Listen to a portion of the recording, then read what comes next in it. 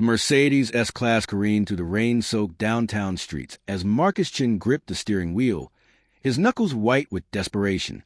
The billionaire CEO of Chin Industries had just received a call that would shatter everything he thought he knew about power and control. His 8-year-old daughter Emma had been rushed to the hospital after collapsing at school, and the doctors needed him there immediately. Marcus had built an empire worth $12 billion by never showing weakness, never allowing emotions to cloud his judgment. But as he pressed the accelerator harder, weaving between traffic with reckless abandon, his carefully constructed world was crumbling. The phone call replayed in his mind like a broken record. "Mr. Chun, Emma's condition is critical. We need to discuss treatment options immediately." The irony wasn't lost on him that the man who could buy entire city blocks couldn't buy his daughter's health. The same heart condition that had claimed his wife Sarah 3 years earlier was now threatening to take the only thing that mattered more than his fortune. Marcus felt his chest tighten as he approached the hospital district. The familiar crushing sensation began in his left arm, spreading across his chest like wildfire. Not now, he thought desperately. Emma needed him, but his body had other plans. The steering wheel slipped from his trembling fingers as the world tilted sideways. Through the rain-streaked windshield, he saw the concrete barrier rushing toward him. The last thing he remembered was the explosive sound of metal meeting stone, and then darkness swallowed everything. When consciousness flickered back, Marcus found himself lying on cold, wet pavement, the acrid smell of gasoline mixed with a metallic taste of blood in his mouth. His vision swam as he tried to focus on the figure kneeling beside him, strong hands pressing against his forehead. "Stay with me, brother. Help's coming." The voice was gravelly, whether by years of hardship, but carried an unexpected gentleness. Marcus tried to speak, but only a weak groan escaped his lips. The stranger was applying pressure to a gash on Marcus's temple with what looked like an old army jacket. Even through his haze of pain and confusion, Marcus could see the man was homeless. His beard was unkempt, his clothes worn and dirty, but his movements were precise and confident, like someone trained in field medicine. Before we continue this incredible story of an unlikely hero, comment where you're watching from right now. You won't believe what happens next. "Emma," Marcus whispered, the word barely audible over the sound of approaching sirens. "My daughter hospital." The homeless man's weathered face softened. "What's your daughter's name again?" "Emma Chun. She's at Children's Memorial. Heart condition. I have to..." Marcus tried to sit up, but gentle but firm hands pushed him back down. "You're not going anywhere right now, Mr. Chun. But don't worry about Emma. I'll make sure she's taken care of." Something in the stranger's tone made Marcus focus despite his injuries. How did this man know his name? More importantly, how could a homeless veteran possibly help his daughter when Marcus himself, with all his wealth and connections, felt powerless? The paramedics arrived in a flurry of activity, but the homeless man didn't step back. Instead, he spoke to them with clinical precision, describing Marcus's injuries and vital signs like he'd done this 1,000 times before. Probable concussion, possible internal bleeding, pulses weak but steady. He's been conscious for about 4 minutes. As they loaded Marcus onto the stretcher, he managed to grab the stranger's dirt-stained sleeve. "Your name?" he gasped. "What's your name?" The man hesitated for just a moment, and something flickered across his face. Pain, perhaps, or recognition. "Just call me Ghost," he said quietly. "And don't worry about Emma. I promise you, she's going to be okay." The ambulance door slammed shut, but through the small window, Marcus could see the man who called himself Ghost pulling out an old cell phone, his fingers moving with urgent purpose. The last thing Marcus saw before they turned the corner was a homeless veteran walking away into the night, disappearing like smoke into the urban landscape. At the hospital, Marcus drifted in and out of consciousness as doctors worked to stabilize him.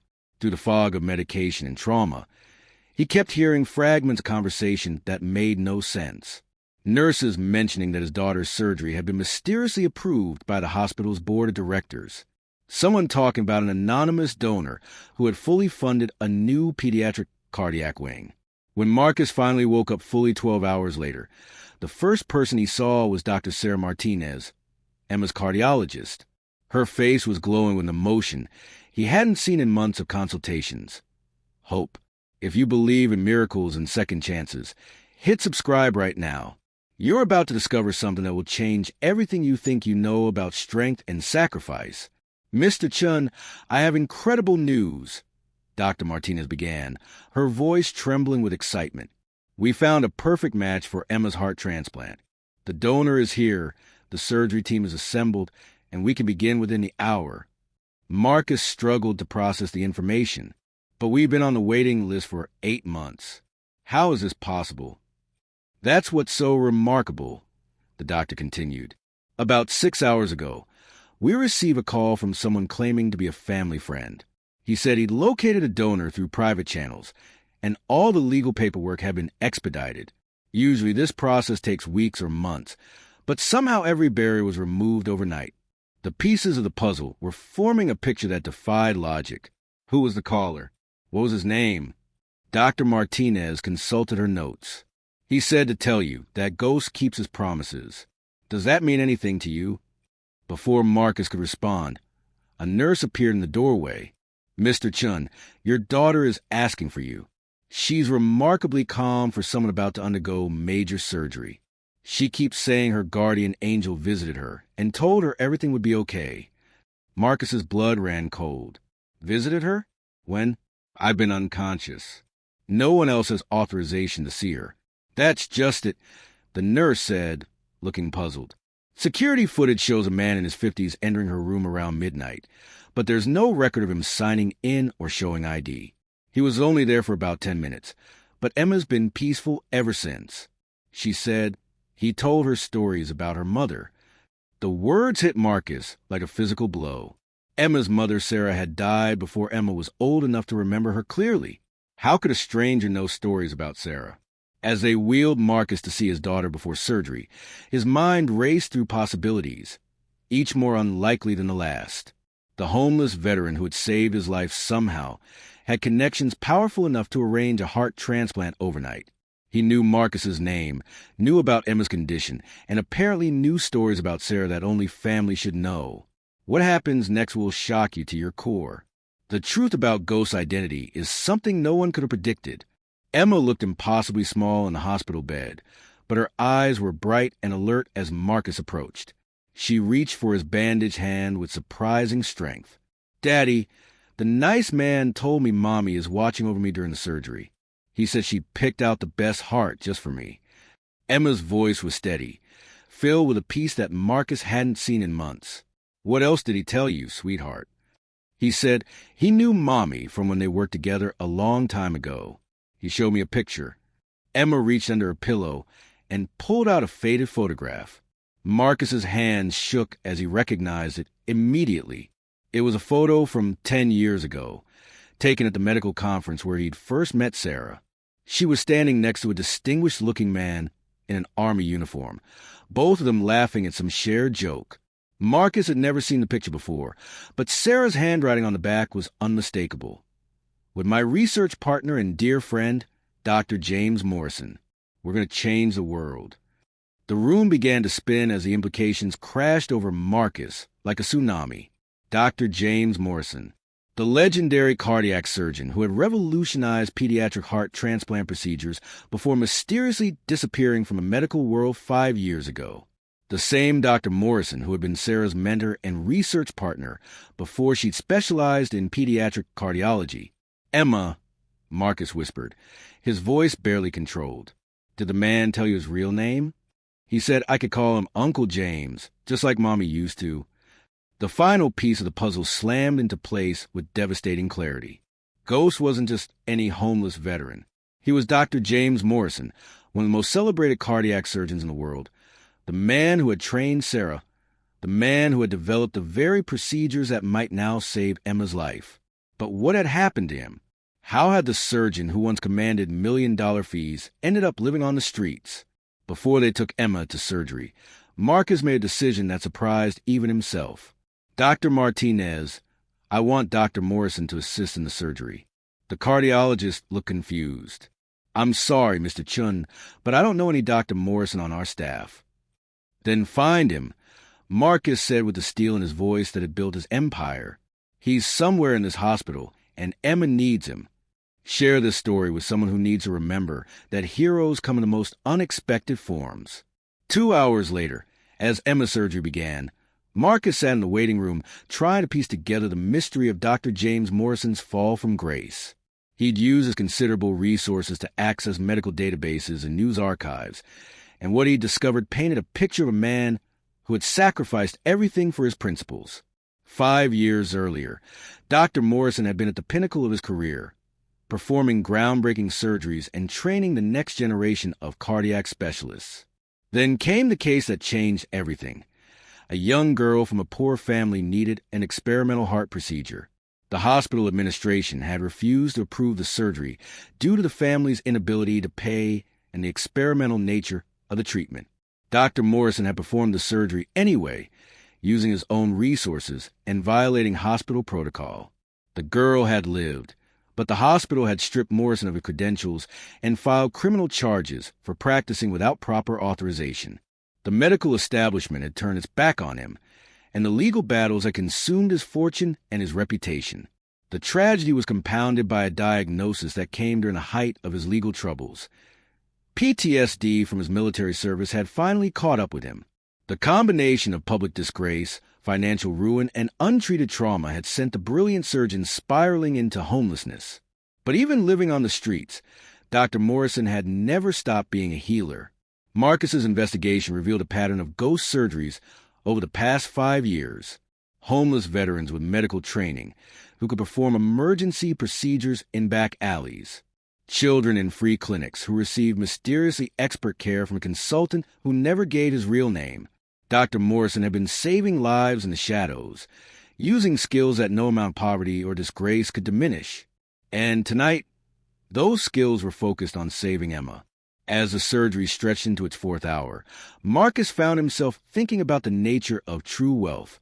He had spent his life accumulating money and power, but it had taken a homeless veteran to show him what real treasure looked like.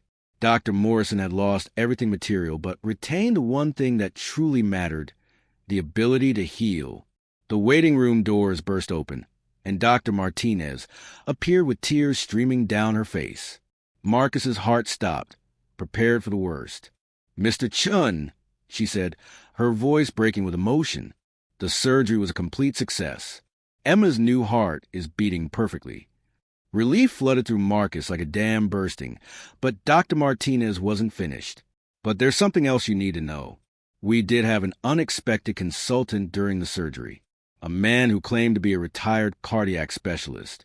He provided guidance that was, well, it was miraculous. I've never seen anyone with such intuitive understanding of pediatric cardiac anatomy. Where is he now?" "That's just it. He disappeared right after the surgery was complete. He said he had other patients to attend to. But Mr. Chun, I've been practicing medicine for 15 years, and I've never seen anyone work the way he did tonight. It was like watching a master artist. Comment hero. If you believe that true strength comes from lifting others up, not from what you own." Marcus spent the next week by Emma's bedside, watching his daughter recover with remarkable speed. The new heart had integrated perfectly, and her energy levels were higher than they'd been in years. But throughout her recovery, Marcus couldn't stop thinking about the man who had made it all possible. He'd hired private investigators to locate Dr. Morrison, but Ghost had vanished as completely as his nickname suggested. The homeless shelters had no record of him, the veteran services couldn't provide any leads, and even the hospital security footage had mysteriously malfunctioned during the hours around Emma's surgery. It was Emma who provided the first clue to finding him. "Daddy, Uncle James left this for you," she said on her 5th day of recovery, pulling an envelope from beneath her pillow. "He said to give it to you when I was feeling better." Inside the envelope was a simple handwritten note and an address downtown. "Marcus, your daughter is going to live a long and healthy life. Sarah would be so proud of the father you become. If you want to understand what real wealth looks like, come to the address below at sunset tomorrow. Come alone and bring an open heart. James." The address led Marcus to a part of the city he'd never visited, despite owning property throughout the downtown area. It was a neighborhood where the forgotten people gathered, where society's discards tried to rebuild their lives in the shadows of gleaming skyscrapers. As the sun began to set, Marcus found himself standing outside a converted warehouse with a small hand-painted sign, Street Angels Medical Clinic, free care for those who serve. Through the window, he could see Dr. Morrison moving between makeshift examination rooms, treating a steady stream of homeless veterans, runaway teenagers, and elderly people who had fallen through the cracks of the healthcare system. His movements were the same precise, confident gestures Marcus had witnessed during his own rescue, but now he could see the full context. This wasn't just a homeless veteran. This was a man who had chosen to sacrifice everything comfortable and secure in order to serve those who had no other options. Dr. Morrison had traded his mansion for a warehouse, his luxury car for walking the streets, his prestigious position for the simple ability to heal without barriers or bureaucracy. Marcus pushed open the door and stepped into a world that operated on entirely different principles than the one he'd known. The clinic was organized chaos, with volunteers who were clearly former patients now helping to manage the constant flow of people in need. The equipment was a mixture of donated medical supplies and improvised tools, but everything was clean and functional. Dr. Morrison looked up from examining a young veteran's infected wound and smiled with genuine warmth. "Marcus, I was hoping you'd come." "I had to thank you properly," Marcus said, his voice thick with emotion. "And I had to understand. How did you know about Emma's condition? How did you arrange the transplant? How is any of this possible?" "Sit down," Dr. Morrison said, gesturing to a chair beside his examination table. "Let me finish with Tommy here, and I'll tell you a story about your wife that might answer some of your questions. Only people with real hearts will subscribe to hear the rest of this incredible revelation." As Dr. Morrison cleaned and bandaged a young veteran's wound, he began to speak in the same gentle tone Marcus remembered from the night of the accident. "Sarah came to me 8 years ago with an idea that everyone said was impossible. She wanted to create a network of cardiac specialists who could provide immediate response to pediatric heart emergencies anywhere in the country. The medical establishment laughed at her. Insurance companies refused to fund it. Hospital administrators said it was financially unfeasible." Marcus watched as Dr. Morrison's hands worked with practice efficiency, but his eyes were focused on memories from years past. So Sarah decided to build it herself, one connection at a time. She reached out to cardiac specialists, emergency responders, pilots, even hospital administrators who believed in putting patients before profit. She called it the Guardian Angel Network. The young veteran Tommy was listening intently despite his obvious pain. "Doc Morrison, are you saying that lady set up the thing that saved my buddy in Afghanistan?" Dr. Morrison smiled. "Tommy, I think your buddy might have been helped by one of the military medics Sarah trained before they deployed. She spent 2 years developing emergency cardiac protocols for battlefield medicine." Marcus felt his understanding of his wife's work expanding in ways he'd never imagined. "Sarah never told me about any of this. She wanted to surprise you when it was fully operational.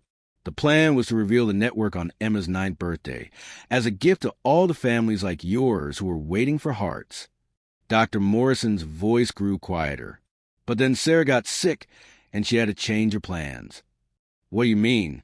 "The night before Sarah died, she called me to her hospital room. She made me promise that if anything ever happened to Emma's heart, I would activate the network manually. She'd been preparing for this possibility ever since Emma was diagnosed with the same condition." The revelation hit Marcus like a physical blow. His wife had spent the last years of her life building a safety net for their daughter, knowing that Emma might inherit the same heart condition that was killing her. The transplant donor, the expedited paperwork, the surgical team, all of that was set up 3 years ago. Not the specific donor, but the protocols were in place. When you crashed your car outside the clinic last week, I recognized you from Sarah's photos. I knew Emma was the little girl Sarah had been planning for, so I activated every connection in the Guardian Angel Network. Marcus looked around the clinic with new eyes. The volunteers, the equipment, the organized efficiency of treating dozens of patients with limited resources. This whole place is part of Sarah's network. This is where it started, Dr. Morrison confirmed. Sarah used to come here every Tuesday night to work on protocols and train volunteers. She said if the system worked for homeless veterans with complex medical needs, it would work for anyone. Tommy, the young veteran, spoke up from the examination table. Dr. Morrison, are you saying that rich lady was the one who set up the program that got me clean and housed? Sarah believed that healing isn't just about fixing hearts. Dr. Morrison replied, it's about fixing the systems that break people in the first place. What happens next will show you the true meaning of legacy and love. Marcus spent the next hour moving to the clinic, seeing firsthand how Sarah's vision had taken root and grown into something far larger than he'd ever imagined. Veterans who had been treated for physical wounds had stayed to become counselors for others struggling with PTSD. Former homeless patients now ran support groups for people transitioning to permanent housing. The medical clinic had evolved into a comprehensive community healing center. In a small office behind the main treatment area, Dr. Morrison showed Marcus the detailed plans Sarah had left behind. Charts mapping out cardiac emergency response times across the country, financial projections for scaling the Guardian Angel network to serve rural communities, training protocols that could teach basic cardiac life support to teachers, police officers, and community volunteers. She was building a world where no child would die waiting for a heart, Dr. Morrison explained, pulling out a thick folder marked Emma's future. But she was also building a world where healers like me couldn't be discarded by institutions more concerned with profit than patients. Inside the folder, Marcus found detailed medical files tracking Emma's condition from birth, potential treatment scenarios, and even college fund documentation. But what brought tears to his eyes was a letter in Sarah's handwriting, dated just weeks before her death. My dearest Emma, if you're reading this, it means the guardian angels have watched over you the way I always hoped they would. Your father is a good man, but he measures wealth by the wrong scale. I hope this experience teaches both of you that the richest people are those who spend their lives making others richer in health, hope, and happiness. Uncle James will explain the rest. Love, always, Mommy. She knew, Marcus whispered. She knew exactly how this would play out. Sarah was the most brilliant strategic thinker I ever met, Dr. Morrison confirmed. But more than that, she understood that real change happens through relationships, not institutions. Every person in this network chose to be here because Sarah personally showed them how healing could work differently. Marcus thought about his own empire, built on efficient systems and profit maximization. I've been doing everything wrong, haven't I? Not wrong, Dr. Morrison corrected gently. Just incomplete. You built a fortune using one set of skills. Now you have the opportunity to build a legacy using a completely different set. Through the clinic window, Marcus could see the sun setting over the city skyline, painting the sky in brilliant oranges and purples. In the distance, the gleaming towers of his corporate empire reflected the dying light, but somehow they looked smaller and less significant than the modest warehouse where real miracles were happening every day. What would Sarah want me to do? Marcus asked. Dr. Morrison smiled and handed him a business card with nothing but a phone number printed on it. Call that number tomorrow morning. Ask for the Guardian Angel Network coordinator. Tell them Sarah's husband is ready to expand the program nationwide. And what about you? Will you come back to practicing medicine officially? I never stopped practicing medicine, Dr. Morrison replied. I just started practicing it more honestly. But Marcus, if you're serious about scaling Sarah's vision, you're going to need cardiac specialists who understand what we're really building here. I know some people who might be interested in joining a different kind of medical revolution. Comment Guardian. If you believe that love never truly dies, it just finds new ways to protect the people we care about. 6 months later, Marcus stood in the gleaming lobby of the newly opened Guardian Angel Medical Center, watching as Dr. Morrison trained a group of young residents in the protocols Sarah had developed years earlier. The center was the first of 12 planned facilities, funded by Marcus's foundation and staffed by medical professionals who had chosen purpose over prestige. Emma was there too, healthy and vibrant, wearing a small volunteer badge and helping to welcome patients' families. Her recovery had been so complete that she'd become the unofficial mascot of the pediatric cardiac program, living proof that the Guardian Angel Network could deliver on its promises. The transformation hadn't been easy for Marcus. Redirecting his business empire towards social impact had required selling several profitable divisions and restructuring his entire approach to wealth accumulation. But for the first time in his adult life, he woke up each morning excited about the day's work rather than just focus on its financial outcomes. Dr. Morrison had been right about relationships versus institutions. The Guardian Angel Network had grown not through corporate expansion, but through personal connections. Each doctor, nurse, pilot, and volunteer had joined because someone they trusted had personally invited them to be part of something meaningful. Marcus's phone buzzed with a text message from his head of operations. Guardian Angel Network just received its 100th transplant request. All protocols activated. Estimated response time for hours. For hours to coordinate a heart transplant that would normally take months or years. Sarah's dream of immediate cardiac emergency response had become reality, and it was scaling faster than even she had imagined possible. "Daddy, Dr. Morrison wants to show you something," Emma called from across the lobby. She was holding hands with a little boy about her age, both of them wearing matching Guardian Angel t-shirts. Marcus walked over to find Dr. Morrison standing next to a wall of photographs. Each picture showed a patient who had been helped by the network, but they weren't typical before and after medical photos. These were pictures of people living their lives. Children playing soccer, veterans graduating from college, elderly patients dancing at their grandchildren's weddings. "This is what Sarah really wanted to measure," Dr. Morrison explained. "Not surgical success rates or cost efficiency, but actual life lived with dignity and joy." At the center of the wall was a picture Marcus had never seen before. It showed Sarah in the original clinic, surrounded by the first group of Guardian Angel volunteers.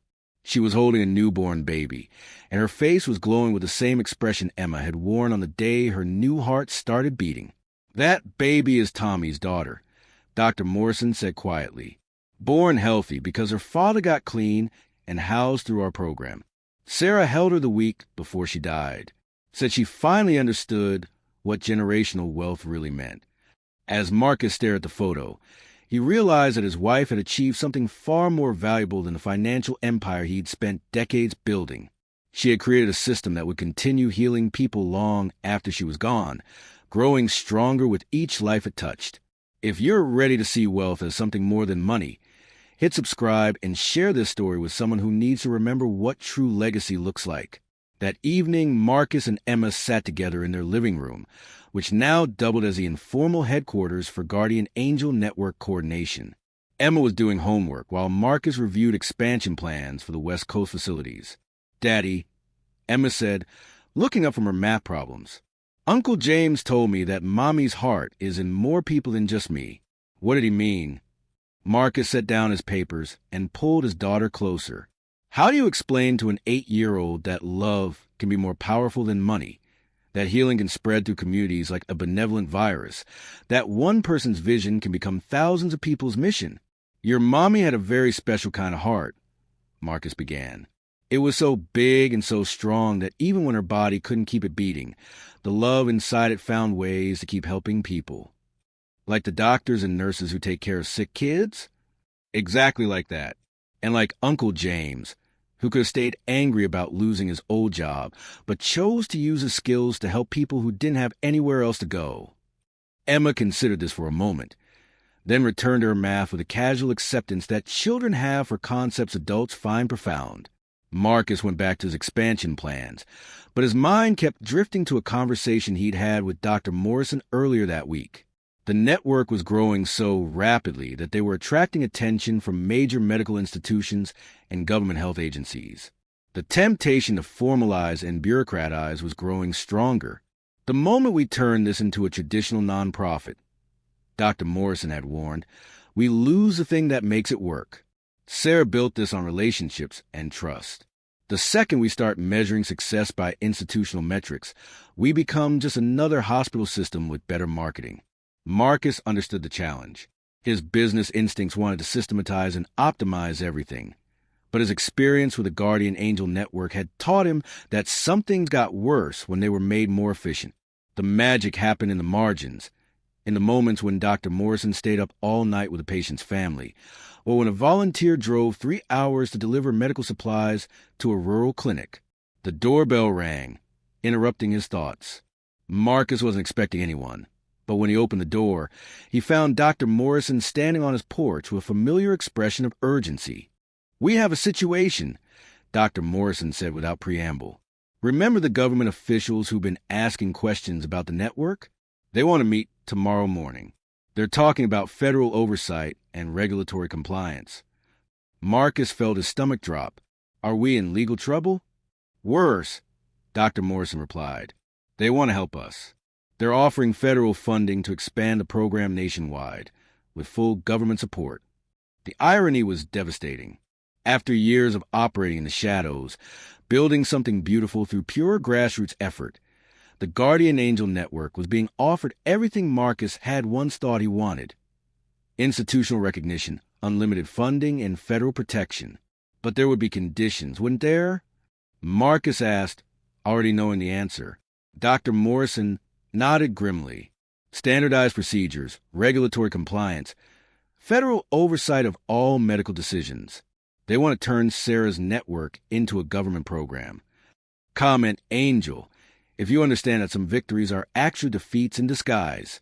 The meeting the next morning took place in a sterile conference room that felt like the opposite of everything the Guardian Angel Network represented. Government officials in expensive suits explained how federal funding could scale the program to reach millions of people, but their vision bore little resemblance to what Sarah had actually built. "Mr. Chun," the lead administrator said, consulting his tablet, "your current model is impressive but ultimately unsustainable. What you created is essentially a rogue medical network operating outside established healthcare protocols. Federal oversight would legitimize your operations and provide the resources for true national impact." Marcus listened politely while mentally calculating everything they would lose. The personal relationships that made instant cardiac response possible would be replaced by bureaucratic approval processes. The volunteers who stayed because they believed in the mission would be replaced by paid staff following federal guidelines. The community healing centers would become standardized medical facilities indistinguishable from traditional hospitals. Dr. Morrison sat quietly through most of the presentation, but Marcus could see the tension building in his weathered face. Finally, the government official made the mistake of suggesting that Dr. Morrison's irregular status could be resolved through federal reinstatement to official medical practice. "Let me make sure I understand," Dr. Morrison said, his voice carefully controlled. "You want to give me back the credentials that the medical establishment took away because I chose to treat a poor child without proper authorization. You want to legitimize a network that Sarah built specifically because traditional medicine failed her daughter. You want to systematize the relationships that work precisely because they can't be systematized." The administrator looked confused. "Dr. Morrison, we're offering you the opportunity to practice medicine legally again with full federal backing. Surely that's preferable to your current situation." "My current situation," Dr. Morrison replied, standing up slowly, "is that I wake up every morning knowing that everything I do that day will be focused on healing people rather than managing bureaucracy. I work with volunteers who chose to be there rather than employees who were assigned to be there. I make medical decisions based on patient needs rather than insurance protocols or federal guidelines." Marcus watched as Dr. Morrison walked to the window overlooking the downtown area where his clinic operated. 5 years ago, you stripped me of the right to practice medicine because I prioritized the patient over your procedures. Now you want to give that right back, but only if I agree to prioritize your procedures over my patients. Do you see the irony?" The government officials exchanged glances, clearly not prepared for this level of resistance to what they considered a generous offer. "Dr. Morrison," the lead administrator said, "without federal support, your network will always be limited in scope. You could help thousands of people instead of hundreds." "Or," Dr. Morrison replied, turning back to face the room, "we could help hundreds of people completely instead of thousands of people partially." Sarah didn't build this network to achieve maximum statistical impact. She built it to ensure that no child would ever die waiting for a heart while bureaucrats debated approval processes. Marcus felt a clarity settling over him that reminded him of the moment he'd first held Emma after her successful surgery. "Gentlemen," he said, rising to join Dr. Morrison at the window, I appreciate your offer, but we're going to decline federal partnership. Mr. Chun, I don't think you understand the resources we're offering. I understand perfectly, Marcus interrupted. You're offering us a chance to trade Sarah's vision for your version of her vision. You're asking us to sacrifice the thing that makes this work in order to make it work the way you think it should work. The meeting ended with polite but firm disagreements, and Marcus found himself walking through the downtown streets with Dr. Morrison, both of them processing what they'd just chosen to give up. Share this with someone who needs to remember that not all growth is worth the cost. Sarah would have been proud, Dr. Morrison said as they approached the original clinic. She always said the hardest part wouldn't be building the network, but protecting it from people who wanted to improve it. Marcus laughed despite the weight of the decision they'd just made. Do you think we're being foolish? We could have helped so many more people with federal funding. We could have processed so many more people through a federal system, Dr. Morrison corrected. But helping and processing aren't the same thing. The government officials saw efficiency metrics, where Sarah saw human relationships. They stopped outside the clinic, where the afternoon shift was just beginning. Through the windows, Marcus could see Tommy helping to check in new patients, his daughter playing quietly in the corner while her father worked. Volunteers were setting up examination rooms while sharing stories and laughter. Dr. Morrison's replacement, a young cardiac specialist who had left private practice to join the network, was reviewing treatment plans with a team of resident doctors. This is what we're really protecting, Dr. Morrison said quietly. Not just a medical network, but a way of thinking about what healing looks like. The moment we let institutions manage this, it stops being about relationships and starts being about systems. Marcus understood now why Dr. Morrison had chosen homelessness over compromise 5 years earlier. Some things were worth more than comfort, security, or even scale. The integrity of a mission mattered more than the scope of its implementation. So what's next? Marcus asked. We keep growing the way Sarah designed it to grow, Dr. Morrison replied. One relationship at a time, one healer at a time, one community at a time. It'll be slower than federal expansion, but it'll be real. As they walked into the clinic, Marcus's phone buzzed with a text from Emma. Daddy, my friend's little brother needs a heart operation. Can the guardian angels help him? Marcus showed the message to Dr. Morrison, who smiled and pulled out his old cell phone. Time to activate the network again, he said. Tommy, we need to make some calls. Within minutes, the clinic had transformed into a coordination center. Volunteers contacted cardiac specialists across the country, while Tommy worked the phones to locate potential donors. Dr. Morrison reviewed the child's medical files that had been sent from a rural hospital 600 miles away. Marcus found himself taking notes and making transportation arrangements, using his business skills in service of Sarah's vision. For hours later, a small plane landed at the regional airport, carrying a pediatric cardiac team. 6 hours after that, a child who'd been given weeks to live was resting comfortably with a new heart beating steadily in his chest.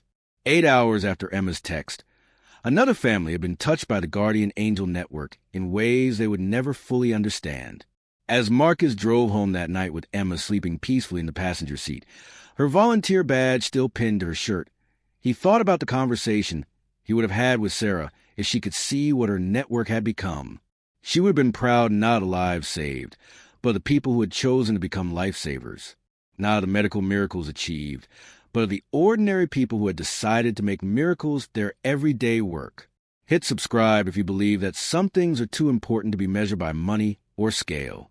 1 year later, Marcus stood in the same sterile conference room where he'd rejected federal funding, but this time the meeting was different.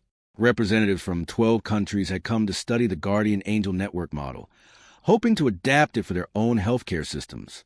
Mr. Chun, the delegation leader from Sweden, was saying, our analysis shows that your network achieves better patient outcomes at lower cost than traditional cardiac emergency systems. But we can't understand how you maintain quality control without centralized oversight.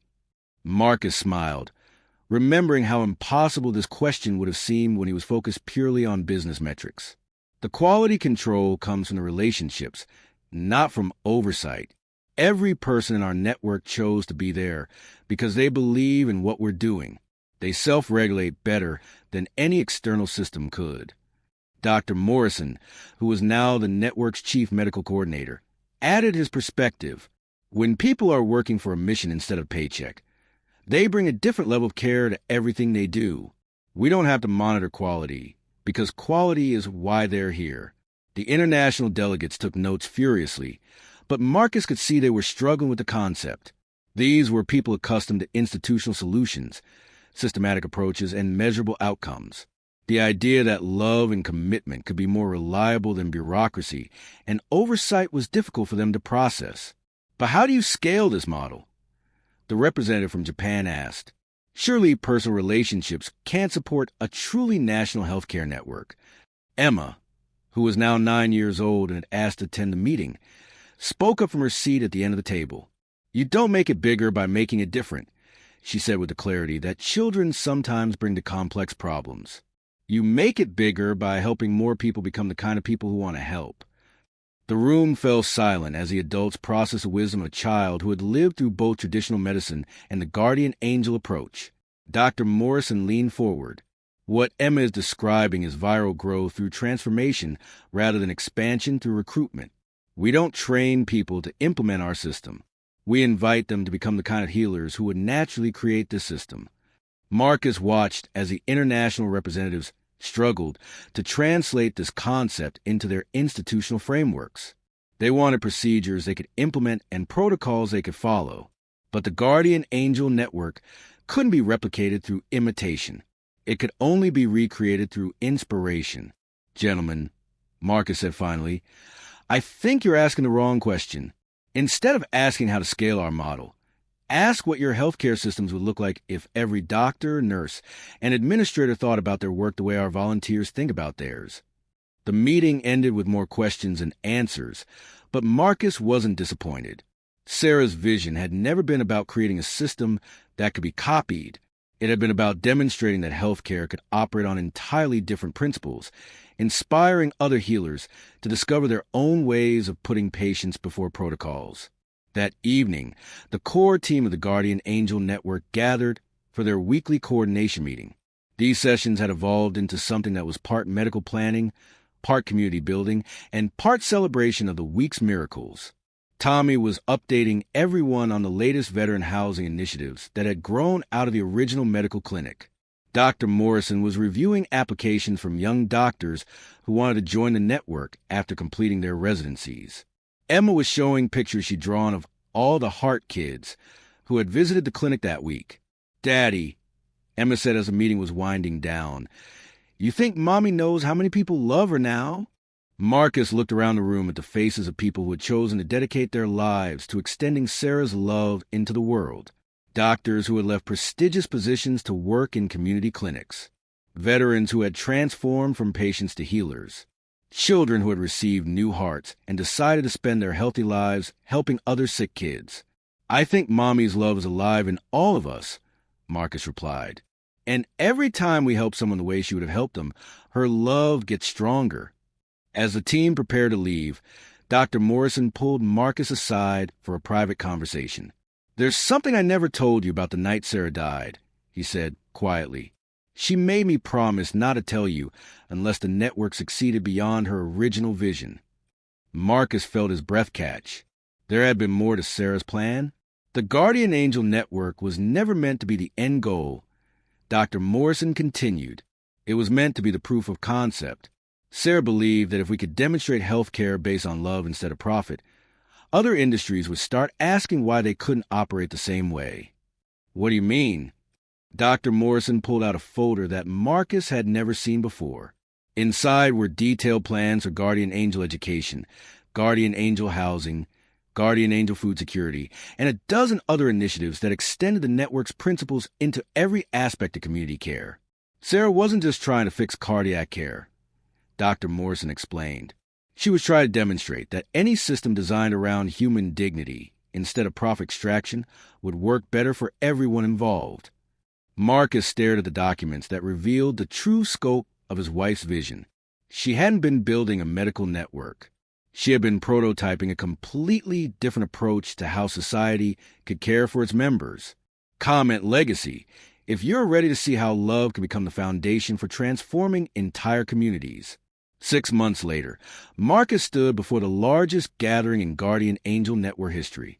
Representatives from 847 community clinics, 312 educational initiatives, 156 housing programs, and 89 food security projects had gathered to share stories and coordinate their expanding network of care.